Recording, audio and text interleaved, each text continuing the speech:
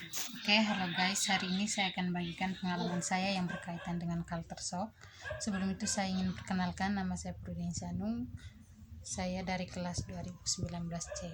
Oke, berbicara tentang culture shock. Sebelumnya saya tidak tahu apa itu culture shock, tetapi setelah saya membaca materi yang telah dibagikan, saya memahami bahwa culture shock itu merupakan keadaan di mana kita mengalami frustasi ataupun merasa galau karena keadaan yang baru atau budaya baru, atau karena kita berpindah dari tempat yang kita sudah merasa nyaman ke tempat yang baru. Berkaitan dengan culture shock ini, saya sendiri sudah mengalami culture shock ini sejak saya tamat SD ketika saya berumur 12 tahun. Jadi pas saya tamat SD, saya berpindah ke Ruteng untuk melanjutkan SMP, dan tentu saja saya di sini harus bisa menyesuaikan diri dengan lingkungan yang baru, dengan keluarga yang baru, teman-teman yang baru, dan juga situasi-situasi yang baru. Saya harus mampu menyesuaikan diri dengan keadaan-keadaan itu. Culture shock yang saya alami itu ketika saya berpindah ke keluarga yang baru. Yang pertama, saya harus bisa menyesuaikan diri dengan keadaan di sini. Kemudian tentu saja perilaku yang mungkin saya dapatkan itu berbeda dengan perilaku orang-orang yang berada di tempat tinggal saya sebelumnya.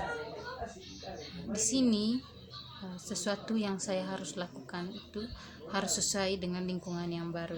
Jika sebelumnya mungkin saya tinggal dengan orang tua dengan keadaan masih bermalas-malasan, kemudian sering melunjak atau tidak menuruti perintah orang tua, tetapi di sini saya harus bisa menyesuaikan diri, dan tentu saja sesuatu yang saya harus kerjakan itu tidak harus disuruh, atau saya harus memiliki inisiatif sendiri untuk melakukan sesuatu karena atas dasar mungkin rasa malu.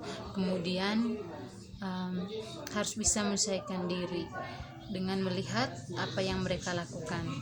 Kemudian culture shock juga yang saya alami adalah ketika saya berbuat kesalahan, dan kemudian di situ keluarga yang baru saya tinggali itu memarahi saya, dan tentu saja saya merasa sedih, kemudian sedikit frustasi, stres, karena mungkin bahwa apa yang saya dapatkan itu tidak sesuai dengan kenyataan, bahwa mungkin kita tidak akan melakukan kesalahan atau tidak akan dimarahi, tetapi ketika saya mengalami itu, saya merasa stres, kemudian punya keinginan bahwa lebih baik saya keluar atau lebih baik saya pindah karena keadaan yang berbeda, atau saya pertama kalinya mengalami hal tersebut.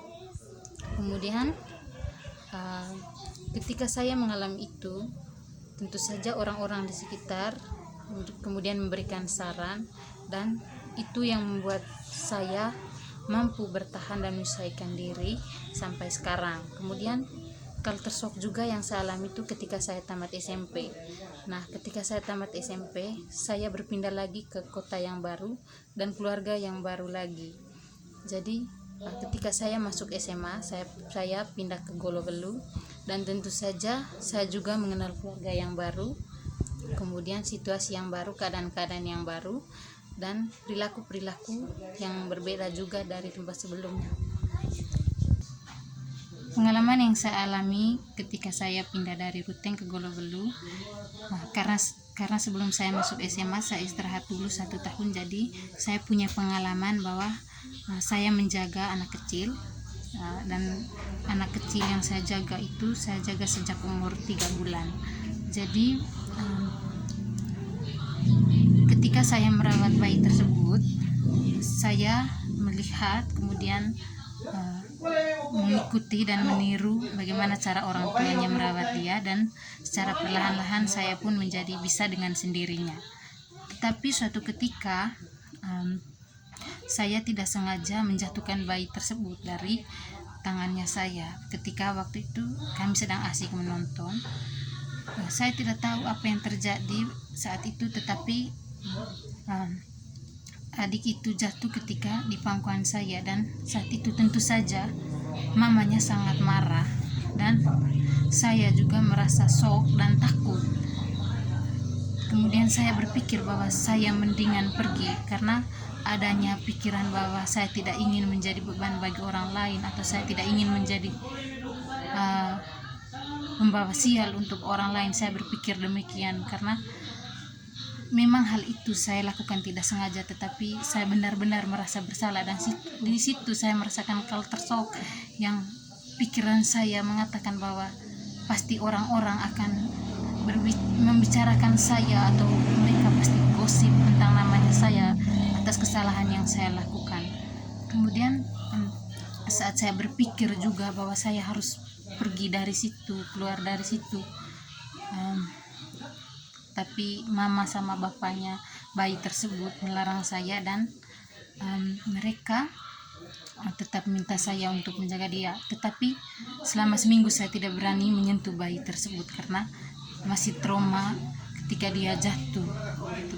Tetapi entah bagaimana anak itu masih mungkin karena dia merasa ada ikatan dengan saya, jadi dia tetap menangis mau digendong oleh saya. Jadi saat itu saya merasa terharu, kemudian saya menangis bahwa ternyata pengalaman itu terlalu banyak yang memotivasi. Kemudian justru karena dengan keadaan itu saya juga menjadi kuat, dan saya menjadi tahu ternyata kalau kita kerja itu kadang kita tidak harus mengorbankan waktu.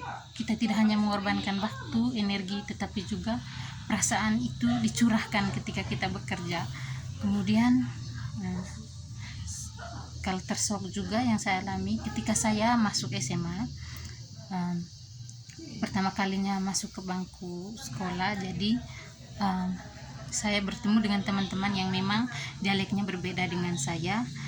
Kalau saya secara pribadi menggunakan dialek Cikal, tapi di sana mereka menggunakan dialek Holak, di mana kadang-kadang mereka menyebut S menjadi H. Jadi itu menjadi lelucon dan bahan tertawaan untuk teman-teman. Begitu juga ada kata-kata yang baru yang mungkin artinya sama tetapi berbeda dalam pengucapannya. Tetapi secara perlahan saya sudah mampu menyesuaikan diri dengan keadaan-keadaan tersebut, dan sampai saya tamat SMA saya bisa menyesuaikan diri dengan mereka, dan secara perlahan saya pun secara sadar bisa mengikuti dialeknya mereka. Dan kadang kalau saya berbicara dengan mereka saya mengerti, dan saya pun jadinya bisa mengikuti dialek yang mereka miliki. Kemudian culture shock yang berikutnya juga ketika saya kelas 3 SMA. Jadi waktu itu kami melakukan PKL di Pagal, dan kebetulan kampung saya dekat dengan Pagal. Jadi waktu itu bapak sedang sakit parah, jadi secara tidak sadar tentu saja saya kehilangan fokus karena memikirkan bapak yang sedang sakit.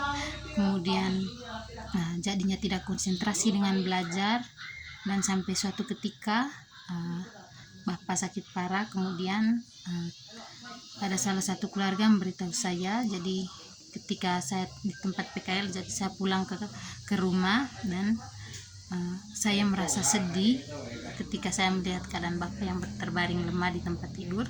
Dan kemudian pas malamnya bapak meninggal. Kemudian itu adalah culture shock yang mungkin sangat-sangat menyakitkan bagi saya. Rasa tidak ikhlas, kemudian rasa kehilangan, kemudian kita menjadi merasa sangat kehilangan, dan saya juga berpikir bahwa tidak ada lagi yang, dan saat itu merasa sangat terpukul dan rasanya tidak ikhlas untuk melepaskan dia. Tetapi seiring berjalannya waktu saya menyadari bahwa masih banyak orang-orang yang menyayangi saya di sekitar saya, dan dari berbagai pengalaman itu saya belajar bahwa begitu banyak pengalaman, bahwa kehidupan kita itu tidak hanya tentang uang, kemudian tentang sekolah, tetapi juga bagaimana kita menanggapi sesuatu, bagaimana kita menjalani sesuatu. Kemudian bagaimana kita harus sabar, ikhlas dalam menjalankan sesuatu. Demikian culture shock yang saya alami. Semoga culture shock yang saya alami juga bisa menjadi motivasi bagi teman-teman. Sekian dan terima kasih.